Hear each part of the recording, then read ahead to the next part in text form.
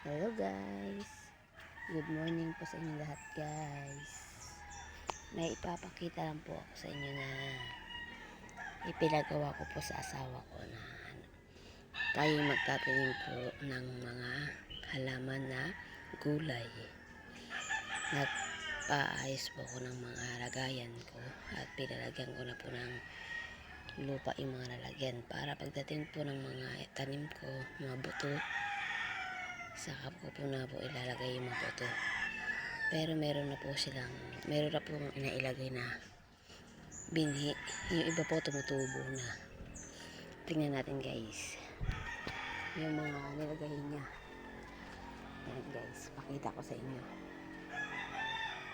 Ayan o. Ayan.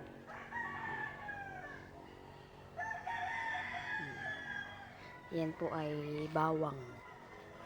Bawang po yan guys. Yan. Nakatanim na po yung mga bawang. Ito po nga sa dulo ay sili. Sili po yan guys. Ito tumubo na rin siya. Yan. Tumubo na po yung bawang ko. Yan. Nagtutubuan na sila. Nagsisitubo na siya guys. Yan. May mga nakaustik na. Yan. Yan po yung bawang. At ito po yan guys, yung garden na yan, pinagawa ko rin po sa kanya.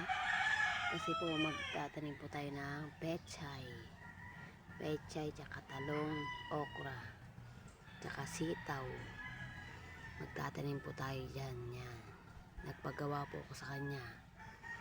Yan. Yan ang po ang pinagbibisihan niya nung nakaraan. Yan. At pakita ko po sa inyo yung luya. Kakaibang luya siya guys.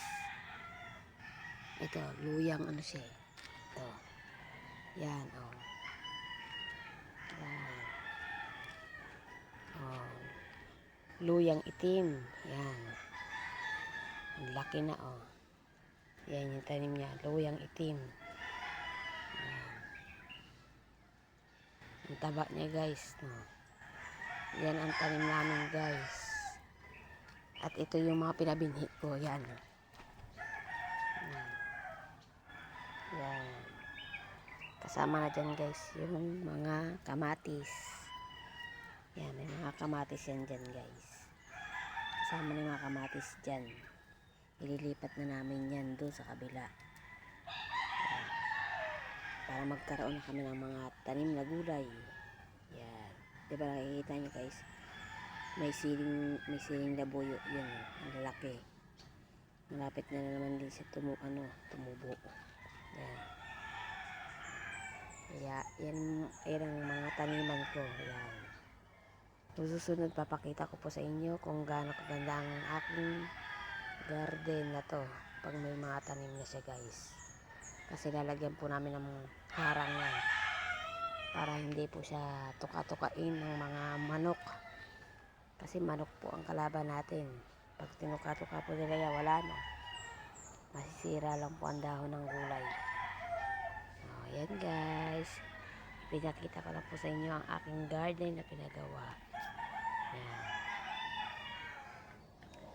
Hanggang dito na lang guys. And good morning na lang po sa inyo.